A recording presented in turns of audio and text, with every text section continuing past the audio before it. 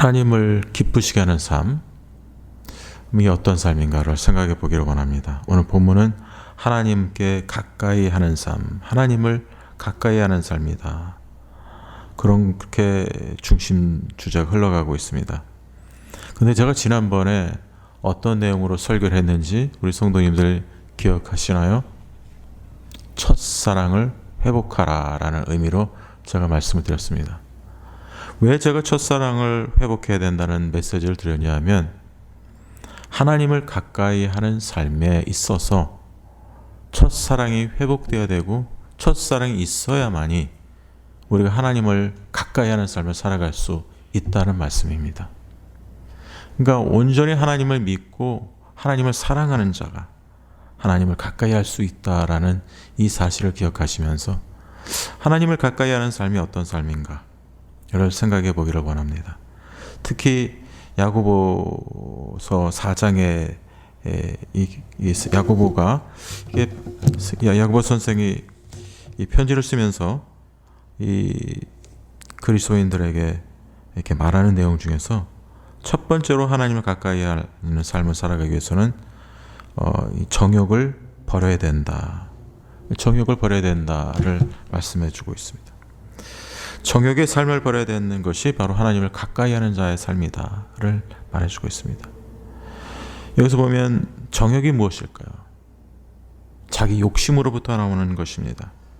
속된 마음, 그런 어떤 인간적인 그런 욕심, 그런 어떤 sinful한 마인드, 패션, 죄악된 열정, 죄악된 마음, 이런 것들이 정욕입니다.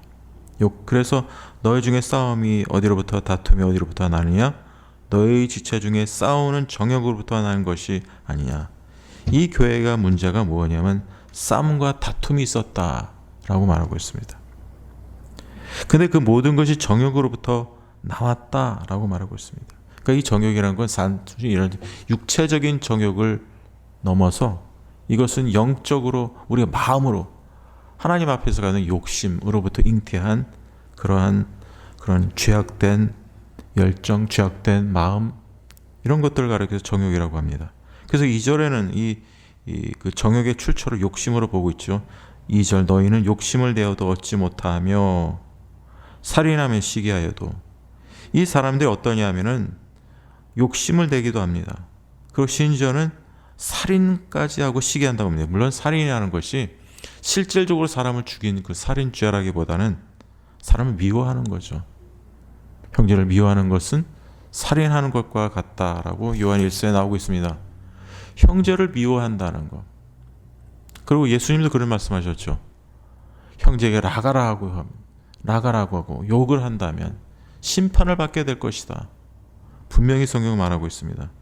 그러니까 그러한 의미에서 여기서도 말하면은 이 사람들이 다투고 싸우고 하는 것이 바로 그 정욕으로부터 욕심으로부터 되었는데, 그것이 어느 정도 하냐 하면 살인하고 시기하고 그러면서도 아무것도 얻지 못한다고 합니다. 다투고 싸우는도다. 여러분, 이러한 교회가 있다라면, 이러한 공동체가 있다라면 어떤 교회일까요? 다투고 싸우고 시기하고 분쟁하고 갈라지고 나눠지고, 이게 교회 모습일까요? 이런 교회가 있다면 완전히 교회가 아수라장이 되는 거겠죠.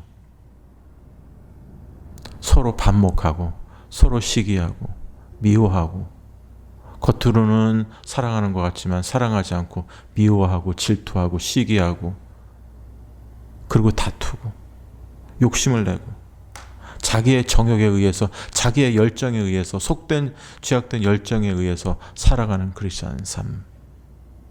여러분, 이 정욕이라는 말은 어떤 성경에는 패션, 열정이다라고 되어 있고, 어떤 성경에는 desire, 이 갈망하는 마음, 이 desire, 패션, 이런 것들이 정욕이라는 거예요. 근데 그게 패션, 디자이어라는 것이 어떤 열정, 이런 어떤 갈망하는 이 마음이 긍정적인 측면에서 말하는 것이 아니라 부정적인 측면에서 말하고 있어요. 그것이 정욕이라. 죄악된 자기 욕심으로부터 잉태된 자기를 기쁘게 하는 것이 바로 정욕이고 욕심이라는 거예요. 그런 의미에서 이 정욕은 욕심이에요. 자기로부터 자기로부터 나온 것이다라는 것이죠. 근데 그렇게 욕심을 내어도 심지어는 살인하고 미워하고 시기하여도 얻지 못한다는 거예요. 그 이런 공동체가 비참한 게 다투고 싸우면서도 무엇이 잘못됐는지도 깨닫지 못하는 거예요. 그런데 얻지 못하면 구하지 아니하기 때문이요.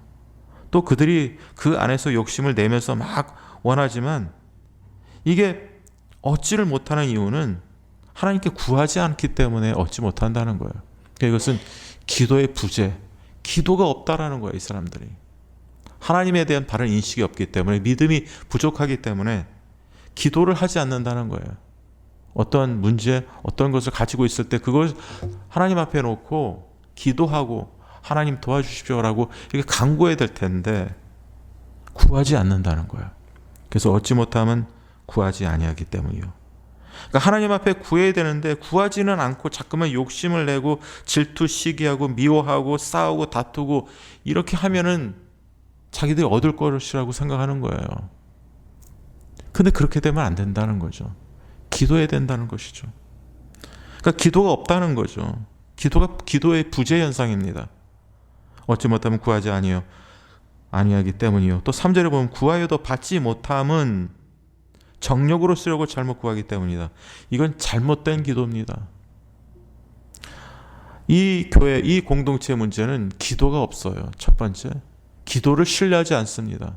그리고 두 번째는 이 공동체의 문제는 잘못된 기도들을 하고 있다는 거예요.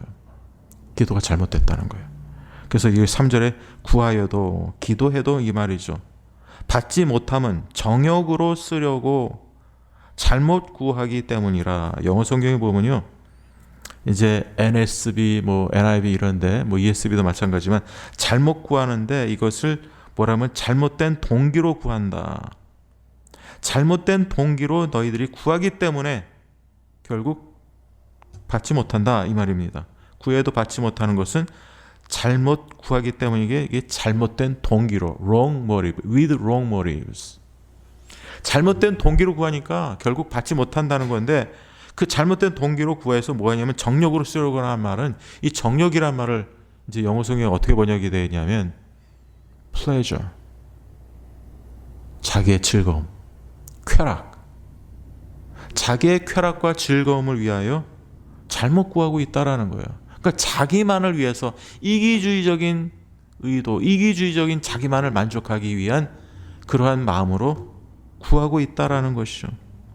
여러분, 그것은 하나님이 기뻐하시는 기도의 자세가 아닙니다. 철저하게 자기만을 위한 기도, 자기만을 위한 간구, 자기가 만족해지려고, 자기가 행복해지려고. 물론 예수님 바로 믿으면 행복이 따라오는 거죠.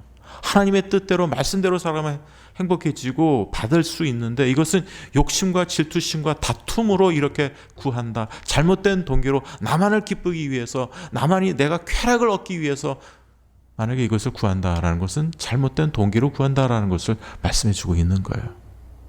우리가 기도할 때요, 잘 살펴봐야 돼요. 하나님 앞에 기도가 중요합니다. 제가 항상 말씀하지만은 기도가 중요하지 않기 때문에 말씀하는 게 아닙니다. 기도가 굉장히 중요합니다.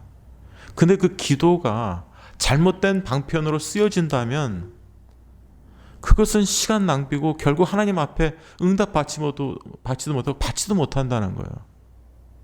우리가 우리의 필요를 위해서 우리가 하나님이 필요한 것을 구할 수 있습니다. 하나님 이게 필요하고 하나님 이것을 위해서 하나님 앞에 기도할 때 필요한 것들을 기도하세요. 우리에게 꼭 있어야 될 것을 기도하세요. 그러나 내 쾌락을 위해서, 내가 즐겁기 위해서, 나를 만족시키기만 위해서 내가 기도를 한다면 그건 하나님이 기뻐하시는 기도의 자세가 아니라는 거예요. 그건 전적으로 자기만을 위한 기도, 자기만의 행복을 위해서, 자기만의 만족을 위해서 기도하는 것은 굉장히 이기주의적인 기도죠. 그런 기도를 하면은 받지 못한다는 거예요. 잘못 구하기 때문에 구해도 받지 못한다. 이것을 말씀해 주고 있습니다. 잘못 구하는 잘못된 기도를 하지 말아라 이 말입니다. 여기서 보면 무엇을 말해주고 있냐면 우리가 그 정욕과 욕심에서 벗어나야 됩니다. 우리가 마귀가 주는 이 템테이션, 유혹이라는 것이 하나님께 더 가까이 나가는 삶을 방해하기 위해서 우리가 죄악된 그 욕심과 어떤 그 패션, 어떤 열정, 잘못된 동기, 잘못된 열정에 빠져서 어떻게 합니까? 그것을 위해서 질투시기하며 그것에 빠져서 잘못된 기도의 자세를 가지고 기도하면서 다투고 시기한다는 거예요. 놀라운 거는요, 이 사람들이, 어떤 부류의 사람들은 아예 기도가 없기 때문에 질투시기하고 다투지만 어떤 사람은 기도를 하는데도 질투시기하고 다툰다는 거예요. 잘못된 동기로 하나님 앞에 기도하기 때문에 잘못된 동기로 기도를 하니까 그 안에서 질투시기하고 다투고 미워하고, 그것이 하나님이 원하시는 하나님께 가까이 나가는 자의 삶이 아니다라는 거예요. 그것을 지금 워닝으로 경고를 하고 있다라는 사실입니다.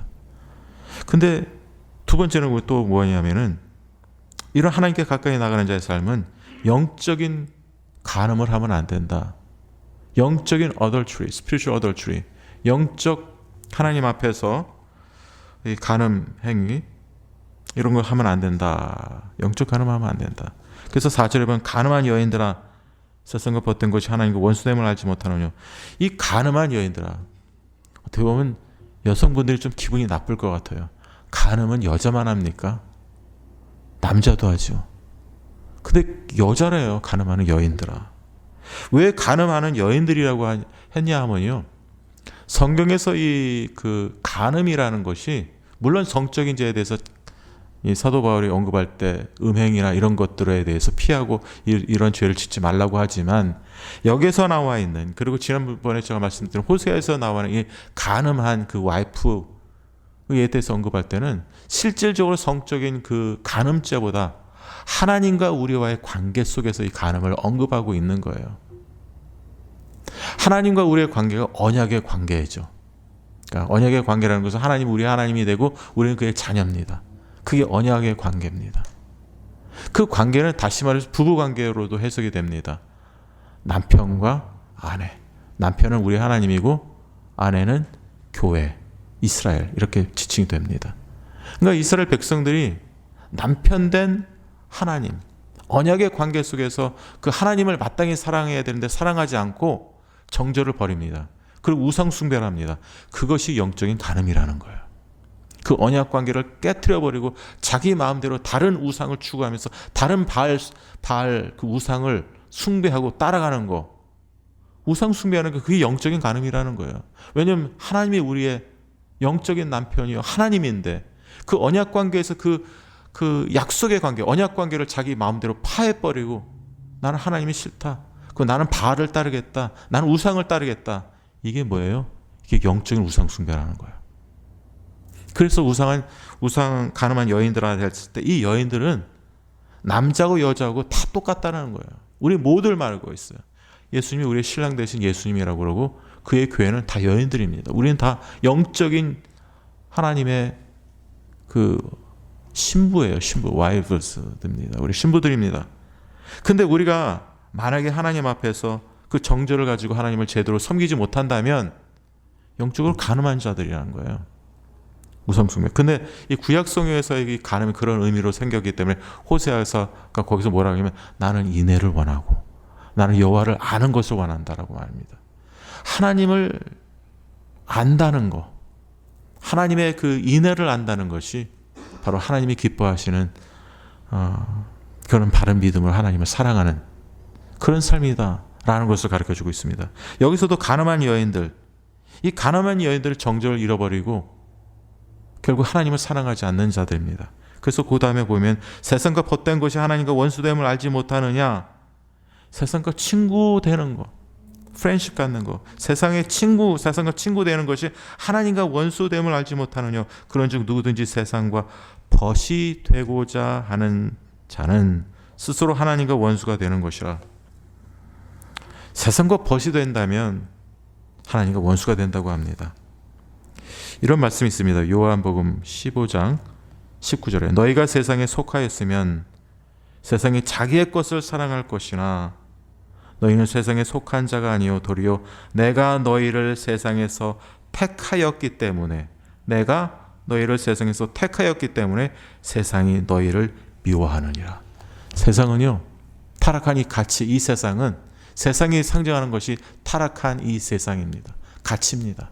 마귀의 영향을 받는 이 세상은 우리를 싫어한다고 합니다. 왜냐하면 예수 그리스도께서 내가 너희를 세상에서 택하였기 때문에. 세상이 우리를 싫어하는데 오히려 우리는 반대로 세상을 좋아하고 사랑합니다.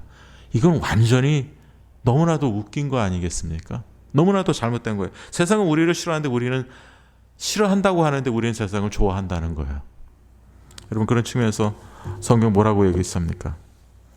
요한일서 2장, 제가 종종 언급하는 말이죠. 이 세상이나 세상에 있는 것들을 사랑하지 말라. 누구든지 세상을 사랑하면 아버지의 사랑이 그 안에 있지 아니하니. 이 세상이나 세상에 있는 이 가치체계, 이 세상의 타락한 세상 가치체계, 이 세상이 주는 그런 어떤 욕망이나 욕구나 어떤 세상으로부터 오는 만족, 이런 것들을 좋아하고 이런 것들을 사랑하면은 누구든지 세상을 사랑하면 아버지의 사랑이, 아버지를 향한 그 사랑이 그 안에 없다라는 거예요. 그 안에 있지 않는다는 거예요. 여러분, 세상 사랑이 어떤 세상이냐면요, 세상의 사랑은 자기만을 사랑하라는 거예요. 그래서 우리 안에 세상적인 사랑이 막 가득 차면 그 안에 하나님 사랑이 있을 틈바구니가 없어요. 그러니까 세상을 더욱 사랑하면 사랑할수록 우리의 마음에 있었던 하나님에 대한 사랑도 다 사그라집니다. 긴지 아닌지 한번 실험해 보세요. 우리 성도님들이 실험해서 다 아실 거예요. 어떤 사람이, 제가 이걸 비유를 한번 들어볼게요. 부부 관계에 있어서 어떤 먼저 남편이라고 해요. 남편이 결혼했습니다. 남편과 한 여자와 남자가 결혼했습니다. 한 남자가, 이 남편이라는 사람이 자기 아내한테 말합니다. 여보, 나는 당신을 사랑합니다. 그래요? 하고 결혼했어요. 근데 어느 날 와가지고 그런 말을 실토합니다. 나는 당신만 사랑할 뿐만 아니라 세상의 모든 여자를 다 사랑합니다.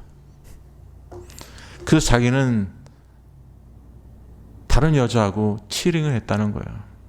불륜의 관계를 가지고 다른 많은 여자들을 자기는 사랑해서 관계했다는 거예요. 그 여자가 뭐라고 얘기할까요? 그 남자가 그렇게, 당신 말고 다른 여자도 다 사랑한다고 아니면, 그래 당신 참 맞는 말이야 라고 할 사람이 어디 있겠냐는 거죠. 반면에 어떤 여자가 와서 남편한테, 나는 당신도 사랑하지만 세상에 있는 너무나 멋있는 남자들 다 사랑합니다. 그들 좋아합니다. 좋아할 뿐만 아니라 그들과 나는 치링을 하고 관계를 갖고 해도 나는 잘못된 게 없다라고 주장한다면 그 사랑이 과연 사랑이냐는 거죠. 이 부부관계 속에서 그런 의미에서 호세아서나 구약성경에서 남편과 아내와의 관계에서, 그래서 내가 지난번에 제가 말씀드렸죠. 예수 하나님이 나는 너희들에게 장가들어서 영원히 장가들어서 너희로 하여금 하나님을 알게 하게 하리라. 이걸 말해주는 거예요. 그 언약 관계가 그런 관계라는 거예요. 한결같은 하나님을 향한 충성심, 사랑, 헤세드, 이 신실한 사랑을 하나님 앞에 드려야 되는 것이 그의 신부된 하나님의 백성들의 의무와 책임이라는 거예요. 그런 의미에서 세상이나 세상에 있는 것들을 사랑하지 말라. 누구든지 세상을 사랑하면 아버지의 사랑이 그 안에 있지 아니한다라는 것입니다. 이는 세상에 있는 모든 것이 육신의 정욕이나 안목의 정욕이나 이생의 자랑이니 다 아버지로부터 온 것이 아니요 세상으로부터 온 것이라. 여러분, 그런 측면에서 우리가 하나님 사랑하는 것을 어떤 사랑을 하고 있는지, 하나님만을 사랑하지 않고 세상을 즐기고 세상에 있는 것들을 사랑하고 거기에 푹 빠져 살아가고 욕심을 내서 그 정욕에 휩싸여서 하나님을 사랑하지 않고 세상을 사랑하게 된다면 그것이 바로 간음행위라는 거예요. 그런 의미에서 간음한 여인들아, 세상과 벗된 것이 하나님과 원수됨을 알지 못하느뇨. 세상하고 벗되고 세상을 막 사랑하는 것이 하나님과 원수된 관계를 갖게 된다는 거예요.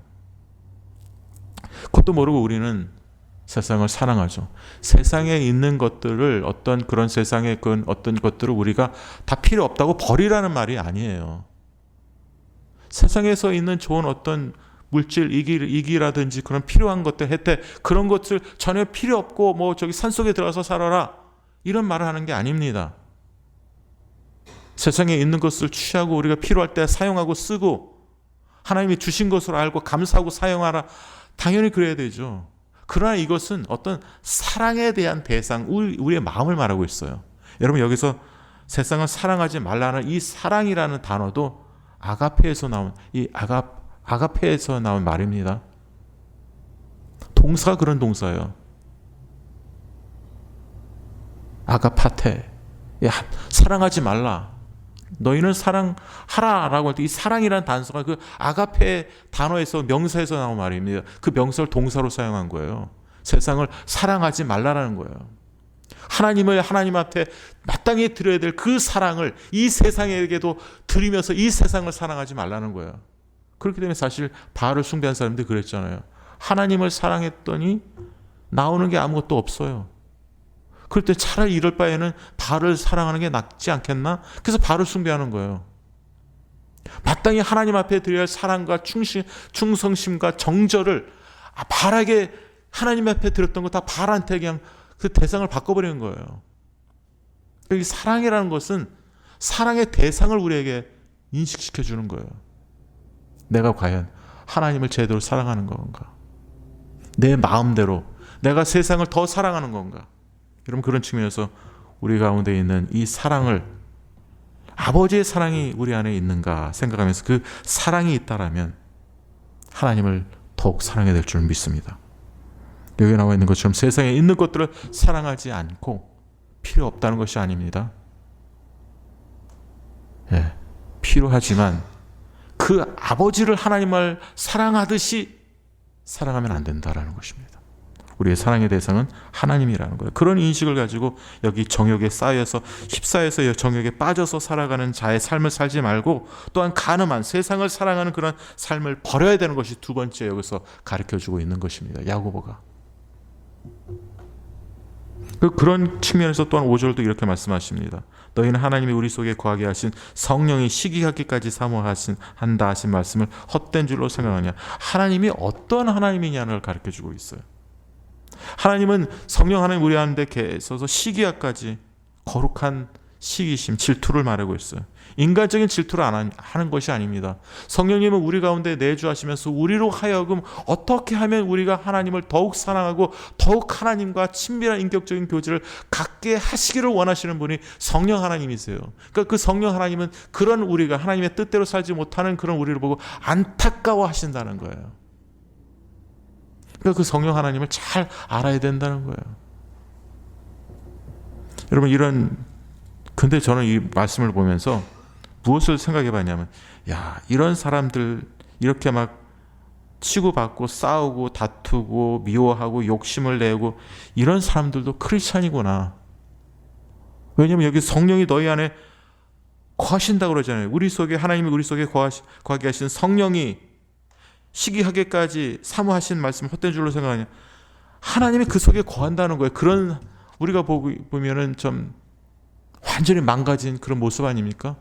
공동체가 와야 된 그런 모습으로 그런 어떤 그런 참 비참한 상태에서 완전히 하나님의 백성들로서 자녀로서의 어떤 정체성 이런 모습을 다 상실하고 자기 마음대로 믿지 않는 사람같이 막 살아가고 있는데도 그래도 불구하고 그들 가운데 너희들 가운데 성령님이 거하셔서 너희를 시기하기까지 성령님이 시기하기까지 사모한다. 이 사실을 알고 있어야 되지 않느냐? 이렇게 말하고 있지 않습니까? 왜 그렇게 말하고 있을까요? 그들이 그렇게 어떻게 보면 인간적으로 완전히 자기 마음대로 살고 속된 말로 그런 걸 뭐라고 그러죠? 개차반이라고 그러죠. 마음대로 막 사는 거. 엉망으로 사는 거. 그런 상태에 있는데 그러나 거기에도 소망이 있습니다. 희망이 있다고 말합니다. 해결책이 뭐냐면 궁극적인 소망이 뭐냐면 하나님의 은혜라고 말씀하고 있습니다. 그 다음 구절 6절 그러나 더욱 큰 은혜를 주시나니 이러한 사람에게도 하나님이 큰 은혜를 주신다는 거예요. 질투, 시기와 엉망으로 되어지고 영적으로 가는 행위를 하면서 세상을 더욱 사랑하는 그런 존재, 그런 자들에게도 하나님은 은혜를 주시는 하나님이라는 거예요. 그리고 그런 은혜가 거기에 어벨러블하고 은혜가 공급되어진다는 그 약속을 말씀해 주고 있다는 거예요. 그러나 더 큰 은혜를 주시나, 이 큰이라는 말은 헬러로 메조나라는 말이에요. 그 메조나라는 말은 그냥 크다, 그 영어 성경에는 많이들 more라고 썼어요. more grace라고 그러는데 사실은 이 헬라어의 메조나는 비고급에서 greater, 더 많은, 더 큰 이런 뜻입니다. 그러니까 한국말 번역이 맞는 거예요. 여기선 더 많이, 더 많은 은혜도 되지만 더욱 큰 은혜를 주신다는 거예요. greater grace, more grace. 누구에게요? 누구에게 이런 큰 은혜를 줄까요? 여기서 나와 있는 막 지금 간음한 여인들 같이 세상과 벗대고 세상을 사랑하는 사람에게 줄까요? 아니면 여기서 막 서로 싸우고 치고받고 미워하고 살인하고 질투하고 다투고 이런 사람에게 하나님께서 더 큰 은혜를 주시나요? 자, 그런 사람에게도 주십니다. 그러므로 일러스되 하나님이 교만한 자를 물리치시고 겸손한 자에게 은혜를 주신다 하였나니, 그러나 그 가운데서도 그런 행위들을, 죄악된 행위들을 알지만 그것이 잘못됐다라고 인정하는 자들, 그런 자들에게는 더 큰 은혜를 주세요. 그런 잘못된 삶을 돌이킬 수 있는, 내가 잘못됐구나, 내가 욕심이 많았고, 내가 질투, 시기하고 다투고, 내가 욕심을 부렸구나, 내가 세상을 너무 사랑해서 세상과 버탐에 살았구나, 이것을 인정하는 자, 그런 자에게 하나님은 은혜를 주세요. 근데 그게 누굴까요? 그게 바로 겸손한 자입니다. 그게 바로 겸손한 자, 교만한 자가 아닙니다. 교만한 자는 이것을 인식을 못해요. 자기의 부족하고 은혜를 받기 위해서 내가 질투, 시기하고 싸우고 욕심을 내고 세상을 사랑하고 이런 것을 인식을 못한다는 거예요. 여러분 한번 생각해 보세요. 정말 우리가 하나님 앞에서 겸손한 자인가? 아니면 하나님 앞에서 교만한 자인가? 하나님은 완벽한 삶을 살지 못했던, 여기에 나와 있는 어떻게 부족하고 연약하고 죄 가운데 살고 욕심을 내고 정욕에 빠져서 세상과 벗된 삶을 산다 할지라도 그들에게 희망을 주고, 궁극적인 희망과 소망은 뭐냐면 그들이 하나님 앞에서 자기를 낮추고 겸손해지기만 한다면은 그들에게 더욱 큰 은혜를 주셔서 그들을 회복시키겠다는 거예요. 이게 하나님의 은혜예요. 완벽한 사람을 하나님은 회복시키는 게 아닙니다. 완벽한 사람에게 하나님이 더욱 큰 은혜를 주시는 것이 아니라 자기의 잘못된 점을 인정하는 사람에게 하나님은 더욱 큰 은혜를 주시고 더욱 큰 사랑을 덧입혀 주십니다. 그게 하나님의 은혜입니다. 여러분, 그래서 순간순간 예수님이 구원해 주시는 사람들이 수가성 여인, 그리고 성경에 보면, 구약에서도 보면은 그 창녀 라합 같은 사람을 구원해 주시는 이유가 바로 그런 것을 예표해 주고 있는 거예요. 아무것도 구원받을 만한 한 자격 조건도 없는 사람이, 자기의 의와 공로가 아무것도 없는 사람을 하나님은 하나님 앞에서, 은혜 앞에서 자기의 부족한 점을 깨닫고 그들로 하여금 겸손케 하십니다. 그러니까 겸손이 이런 어떤, 예를 들어서 한국 사람들이 늘 말하는 그런 어떤, 전 못합니다, 맨날 봐도 못한대요, 그 뒤로 빼는 거, 그런 겸손이라고 하는데 그게 겸손이 아니라 자기 자신의 어떤 죄를, 부족한 것을 인식하고 하나님 앞에서 솔직히 고백하는 게 성경은 겸손한 자다라고 말하고 있는 거예요. 여러분, 그런 의미에서 우리 성도님도 더욱 큰 은혜, 더욱 많은 은혜를 받으시는 겸손한 분들이 되시길 간절히 소원하고 축원합니다. 아멘 소리가 안 하시는 분들은 별로 큰 은혜를 받기 싫으신 거는 아니겠죠. 그 다음에 이제 여기서부터 겸손한 자에게 하나님이 더 큰 은혜를 주시는데, 그래서 회복시키고 더 하나님과 가까이 가는 삶을 살아가게 하십니다. 첫 번째 우리가 생각해야 될 부분은 하나님의 은혜를 겸손하게 주시는 자는, 이 겸손한 자는요, 하나님의 은혜를 받는 자는 첫 번째 복종하라고 말씀합니다. 여기서부터 이제 명령문이 시작이 됩니다. 7절. 그런즉 너희는 하나님께 복종할지어다. submit. 이 뭐냐면요. submit yourself to the Lord. 복종하라는 말은 obey라는 말이에요. 근데 이 복종이라는 말은 사실 성경에는 순종한다는 말도 있지만 한국말은 순종하고 복종이 이렇게 나뉘어져 있습니다. 그래서 복종은 막 정말 어쩔 땐 좀 기분 나빠도 내가 막 싫어도 막 모욕감을 드려도 뭐 종이 말을 이렇게 뭐 복종하고, 그 순종은 내가 기분 좋게 순하게 뭐 순종하는 거, 복종하는 거, 이런 게 이렇게 생각하는데 사실 그렇지 않습니다. 복종은요 우리가 다 해야 되는 거예요. 성경은 엄연히 그걸 구별하지 않아요. 성경 언어적인 차원에서는 순종, 복종 따로 돼 있지 않고 다 복종입니다. 그 복종은 누가 했냐면 구약 시대 때나 뭐 신약 시대 때 보면 다 종들이 했던 거예요. 종들은 다 복종입니다. 우리가 그리스도의 종 아닙니까? 그리스도 종이 아니세요? 그리스도 종이면 우리 성도님들 다 복종하셔야 돼요. 내가 하고 싶을 때만 하는 거, 그건 복종이 아니죠. 사실 복종이라는 말은, 순종이라는 말은 그것은 하기 싫을 때도 우리에게 선택권이 없습니다. 그냥 해야 되는 거예요. 말씀이기 때문에 그걸 말해주고 있어요. 그렇기 때문에 첫 번째로 우리가 하나님의 더 큰 은혜를 받는 사람들, 겸손한 자에게 은혜를 주신다고 하는데, 이러한 놀라운 더 큰 은혜를 받는 자는 하나님 앞에 겸손해질 뿐만 아니라 해야 될 것이 무엇이냐 하면 복종해야 된다는 거예요. 하나님의 뜻에 복종해야 된다는 것입니다. 우리가 복종해야 될 대상이 하나님이시다는 거예요. 그리고 이 복종하게 될 때 어떻게 됩니까? 마귀를 대적하라. 복종할 때 마귀를 대적할 수 있다는 거예요. 복종하면 그 하나님의 마귀를 대적할 힘을 주신다는 거예요. 능력을 주셔서 우리가 하나님의 힘이 아닌, 우리가 하나님의 힘으로, 나의 힘이 아닌 하나님의 힘, 능력으로 우리가 마귀를 대적할 수 있다는 거죠. 그것이 언제 나오냐면 하나님께 복종할 때. 우리의 능력이 아닙니다. 하나님의 능력으로, 하나님의 은혜로 우리가 하나님께 복종할 수 있고, 그리고 그 능력으로 마귀를 대적할 수 있다라는 사실입니다. 그래서 그리하면 어떻게 됩니까? 마귀가 너희를 피하리라. 그리고 두 번째 또 무엇을 말씀해 주고 있습니까? 두 번째는 대적하라는 거예요. 복종하고 대적하라.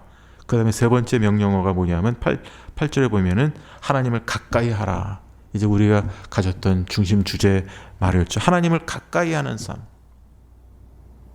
하나님을 더욱 친밀히 인격적인 교제를 하라는 거예요. 여러분, 이렇게 하나님의 은혜를 받고 더 큰 은혜를 받고 복종하고 마귀를 대적하고, 이 삶이 하나님께 더 가까이 가는 자의 친밀한 인격적인 교제하는 삶입니다. 여러분, 하나님을 가까이 하세요. 하나님과 친밀한 인격적인 교제를 하세요. 말씀을 통해서, 그 다음에 기도를 통해서, 순종함을 통해서 우리가 하나님과 친밀한 인격적인 교제를 갖는 그런 하나님을 가까이 하는 삶을 사시길 바랍니다. 특별히 2026년에 하나님을 가까이 하는 친밀한 인격적인 교제가 우리 성도님들에게 있기를 소원합니다. 축원합니다. 가까이 하라. 그러면 너희를 가까이 해주신다. 그러니까 우리가 하나님을 가까이 하면 하나님도 가만히 있지 않으세요. 우리 성도님들을 가까이 해주십니다. 친밀히 인격적으로 교제를 나누시는 그런 신실하신 사랑의 하나님이시다라는 거예요. 하나님을 멀리하지 마시기 바랍니다.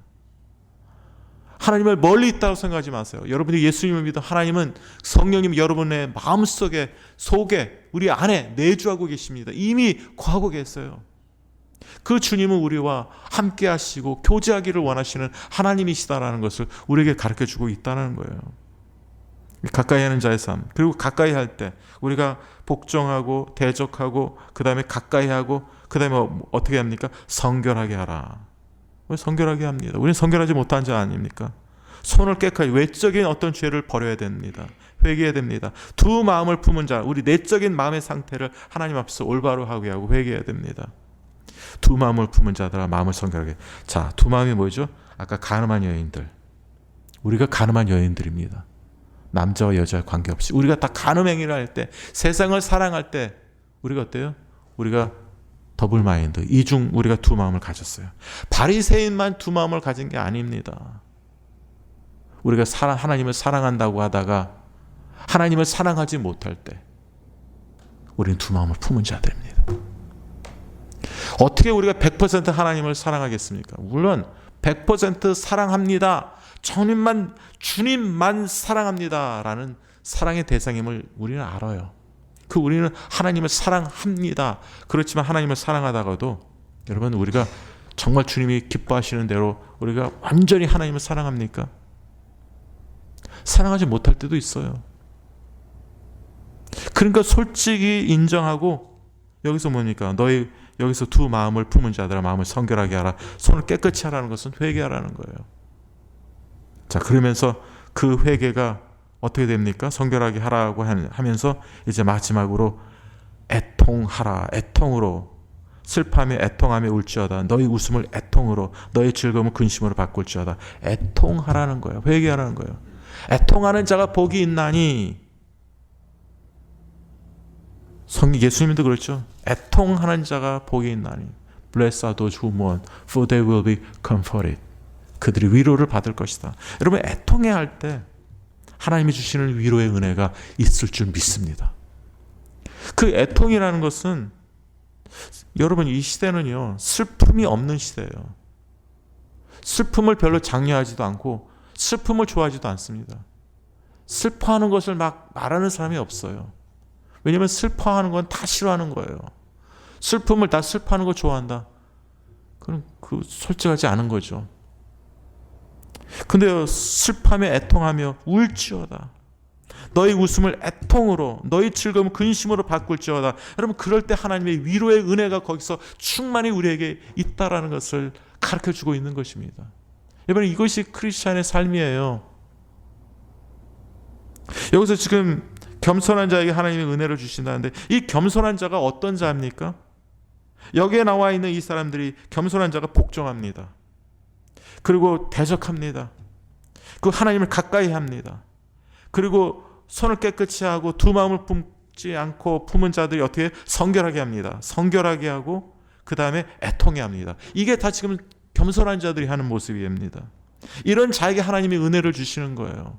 교만한 자에는 하나님이 은혜를 주지 않으세요. 그래서 교만하게 되면 자기만 손해예요. 내가 이런 자라는 것을 깨닫고 하나님 앞에서 겸손히 회개할 때 슬퍼하며 애통하며 울지어다. 너희 웃음을 애통으로, 너희 즐거움을 근심으로 바꿀지어다. 그리고 10절에 보면 주 앞에서 낮추라. 이 사람이 겸손한 자라는 거예요. 그러면 주께서 너희를 높이시리라.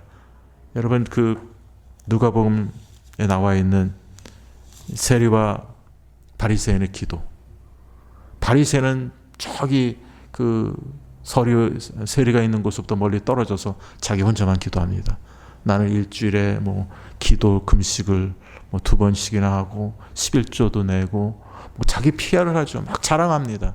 저 세리와 같지 않고 자기가 다르다는 것을 막 열거하죠. 근데 거기서 세리의 기도는 뭐 했어요?